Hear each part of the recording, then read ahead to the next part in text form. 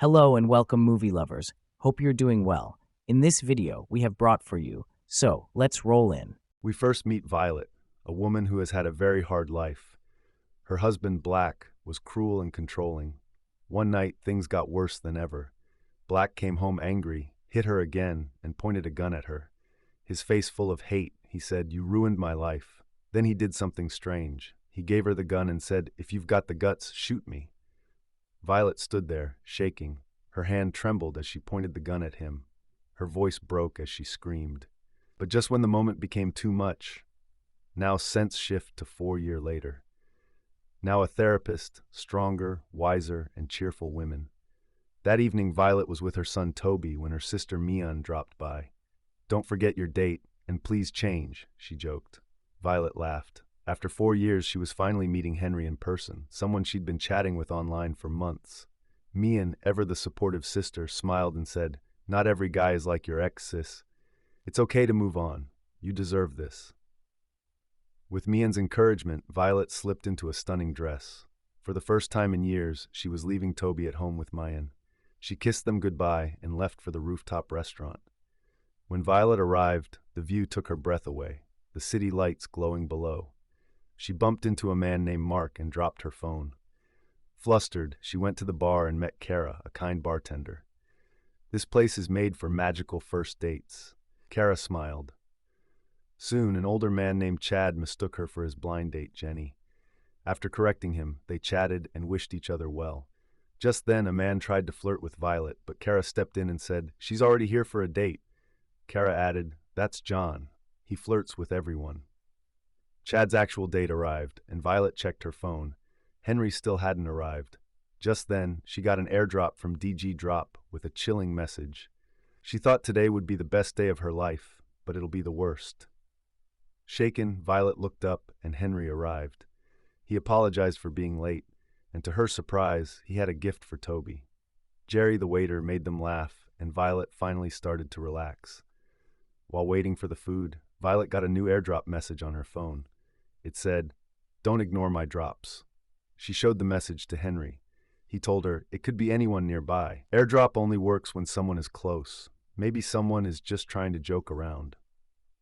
They looked around, but no one looked suspicious. Violet told Henry about the man named Chad, who had earlier thought she was his blind date. They both laughed a little and didn't think much about it. To change the subject, Violet showed Henry a photo of her son. But then another message came. "Your name is Violet." This scared her. The person sending the messages knew her real name. Henry stayed calm and said again that maybe someone close by was doing this. He even got up and looked around to see who it could be. But he couldn't find anyone. Violet chose to ignore the messages and focus on enjoying her evening. Jerry brought their food, but just as they were about to dig in, a new message appeared. "Check your home cameras." Violet quickly opened the camera app on her phone, and what she saw shocked her. There was a man inside her house. He had a gun. The person on the app, who has hacked into Violet's phone, warns her that if she calls the police or tells Heidi, the masked man will hurt Toby. Violet gets upset. Violet rushes to the bathroom to check her phone. She's shocked to learn Draper has full control of her house. When she tries to ask for help, he hears it all through her phone and threatens her. She soon realizes even the bathroom and table lamp are bugged. Suddenly, Violet got another task from the mystery man. "Take Henry's camera, remove the memory card, break it." Violet quickly took off her watch and quietly put it inside Henry's bag. Then she said, "I think my watch fell near the elevator. Can you please go check?" Henry nodded and said, "Sure, I'll go look." As soon as he left, Violet opened his bag and found the camera. It had photos of the mayor. Violet had also seen that the camera had pictures of some secret reports about the mayor. She took out the memory card and quietly went to the washroom.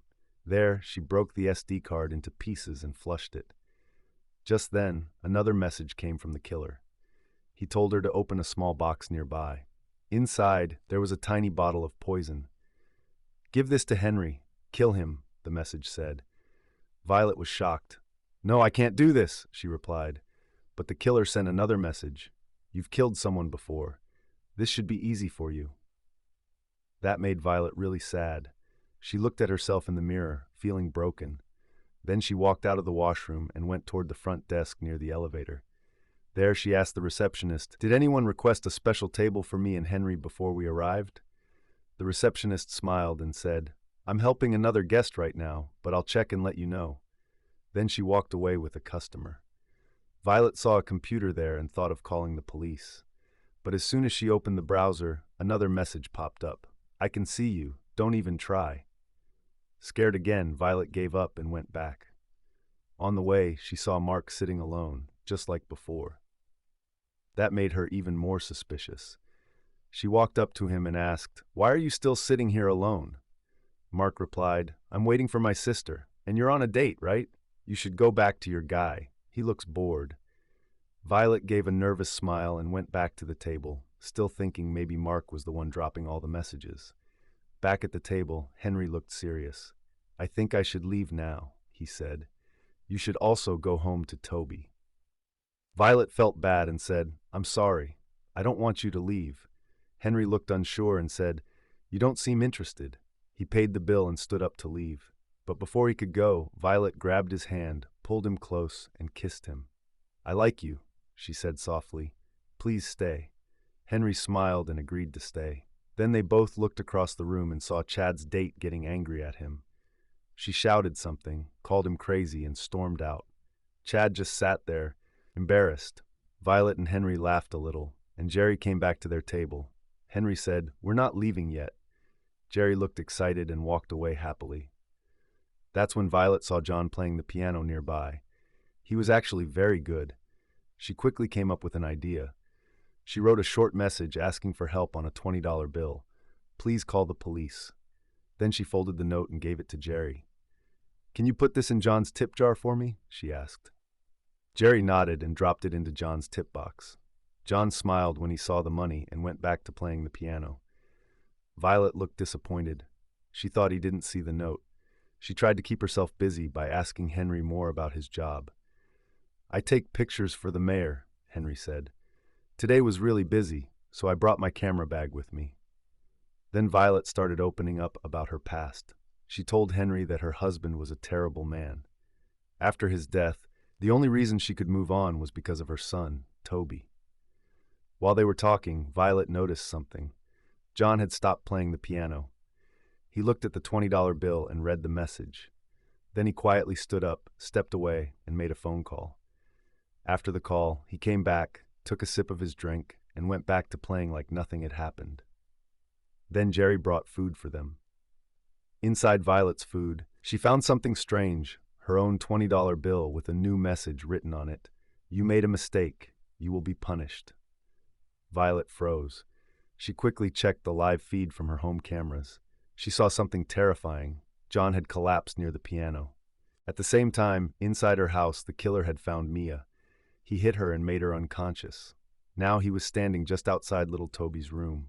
Violet started crying and whispered to herself, "I can't do this." But the killer sent another message, "Kill Henry." Before Violet could reply, something unexpected happened. John opened his eyes. He got up slowly and walked out of the restaurant. A moment later, Violet got a final message, "He won't survive." She and Henry looked outside and saw an ambulance arriving. They both understood. John was probably dead now. Violet wiped her tears and forced herself to focus again. The nightmare wasn't over yet. Then Violet looked at Henry and said, "Let's take some shots." Henry smiled and agreed. Violet walked over to the bar to get the drinks, but while taking out something from her bag, her watch accidentally fell out, and Henry noticed it. Violet met Kara at the bar and ordered the shots. Kara looked at her and asked, "So how's Henry?" Violet smiled a little and said, "He's really nice."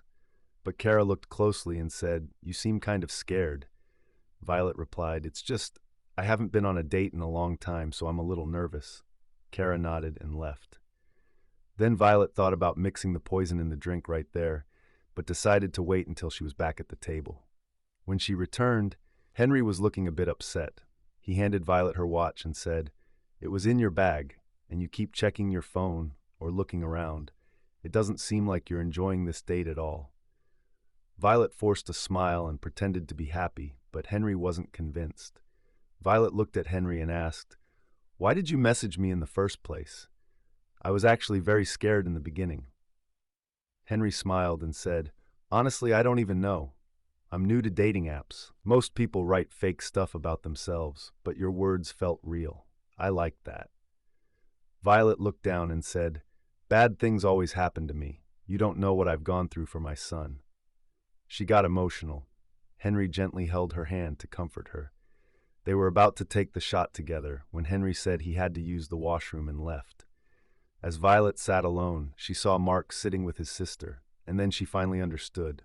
Mark was not the killer.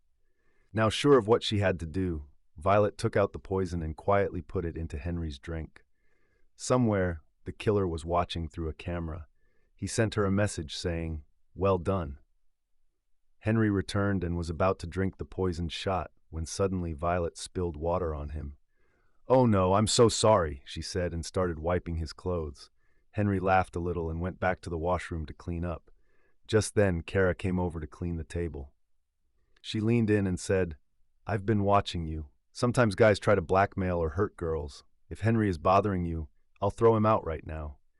Violet shook her head quickly. No, he's a good man. He's been very kind." Kara nodded and said, "All right, just know, Chad has been watching you too from the moment you came in." Violet turned and saw Chad sitting nearby, laughing and watching her.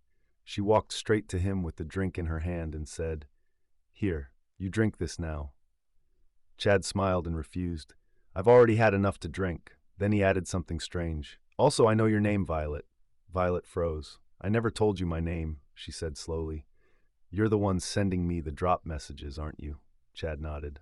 "You're right. Sit down." He looked serious now. "I'm not playing this game because I want to. I'm being forced. Now drink this drink I'm giving you, or I'll kill your son." Violet looked at the drink. She took a deep breath and drank it. There was no poison inside. Chad leaned closer and said, "You're smart, and Henry? He's a good guy too. He came here after working overtime. He was going to give those blackmail letters about the mayor to the FBI. That's why the mayor gave me the job to kill him. And you got stuck in the middle." Violet looked down, feeling trapped. "You've done this before," Chad continued. "You killed your husband. You know how it works. That's why they chose you." Violet's eyes filled with tears. "I didn't kill my husband," she whispered. Then her mind went back to that day. The police had come to the house.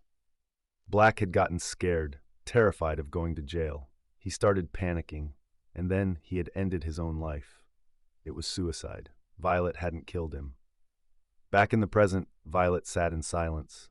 She looked completely heartbroken. Then Chad said, "You also tricked John. When he was trying to call the police, I first put a sedative in his drink.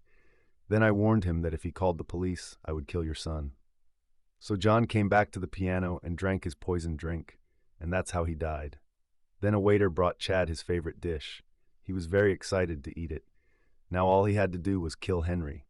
Chad told Violet, "After this, I'll let your son go." Just then, Henry came back. Violet told him, "I've met Chad before. He's a nice guy." Then she asked Henry to drink her shot, since they had both taken their drinks earlier. Chad also kept asking Henry to drink it. Finally, Henry drank it. Chad looked very pleased. Violet then told them she'd be back at the table in 2 minutes. Henry walked away. Then Violet quietly told Chad, "Call the killer and tell him to leave my house." Chad made the call and told the killer to leave. Violet felt so happy. Chad started eating his favorite dish. That's when Violet looked at him and said, "After my husband died, I thought life would never trouble me again. But you did it. And now, I've taken my revenge. The poison isn't in the drink, it's in your food." While Chad was busy watching Henry drink the shot, Violet had secretly put poison in Chad's dish instead. She even sprinkled some salt on it and whispered, "Now die." But Chad suddenly realized what had happened. He got angry, pulled out a gun, and attacked Violet. Henry came in between and got shot while protecting her. Chad went after Violet again, but Kara came in to help. Chad stabbed Kara, and a bullet cracked the glass wall. He grabbed Violet, yelling at the killer to go back to her house. Then, because of the broken glass and strong wind, both Chad and Violet fell. Chad fell to his death, but Violet held on to the curtains. They were tearing apart from her weight. Just then, James Gunn's Batman appeared out of nowhere and pulled her up to safety.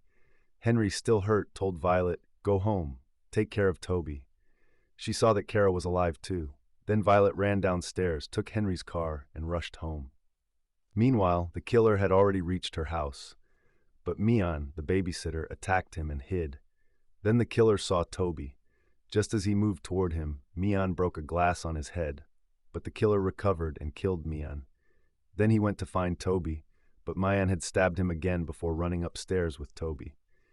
The killer started shooting at the door and reached in, trying to open it. Mian bit his hand. The killer finally broke in and shot her. But Toby had already disappeared from the room. Just then, Violet arrived. The killer came downstairs and attacked her. They fought hard. In the end, the killer caught Violet and was about to kill her. Suddenly, Toby passed Violet the killer's gun from a toy car. Violet grabbed the gun, and this time she shot the killer dead. She hugged her son tight. Mian had also survived, though she was shot in the arm. A week later, the news showed that the mayor was being arrested. His dirty secrets had come out, and it was revealed that he was the one who sent killers after Henry. Henry was still in the hospital. Violet came to visit with drinks.